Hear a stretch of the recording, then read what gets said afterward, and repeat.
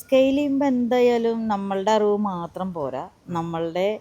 എനിക്ക് മാനുഫാക്ചറിങ് നല്ല എക്സ്പെർട്ടാണ്, അതുപോലെ തന്നെ സെയിൽസിൽ നല്ല സൂപ്പറാണ്.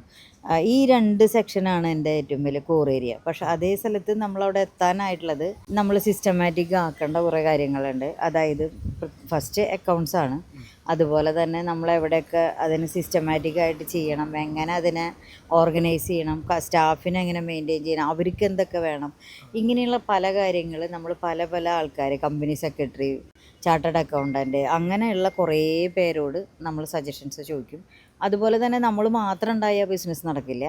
നമ്മൾക്ക് ഒരുപാട് സ്റ്റാഫുകൾ വേണം. ആ സ്റ്റാഫുകൾ എങ്ങനെയാണെന്ന് വെച്ച് കഴിഞ്ഞാൽ സിസ്റ്റം ക്രിയേറ്റ് ചെയ്ത് അവർക്ക് കൊടുക്കണം. അതിന് നോക്കാനായിട്ട് HR, സൂപ്പർവൈസർമാർ, മാനേജേഴ്സ്, അങ്ങനെ ഷോപ്പ് മാനേജർ, ഓപ്പറേഷൻ മാനേജർ, അങ്ങനെയൊക്കെ ആയിട്ടുള്ള ഒരുപാട് കാര്യങ്ങൾ ചെയ്യാനുണ്ട്. ഓക്കെ. അപ്പോൾ ഒരു ലേഡി എന്നുള്ള ഒരു നിലയ്ക്ക് ബിസിനസ് ചെയ്യുമ്പോൾ നമ്മൾ ഡൗട്ട് ചെയ്തിരുന്ന ആളുകൾ കുറേ ഉണ്ടായിരുന്നു.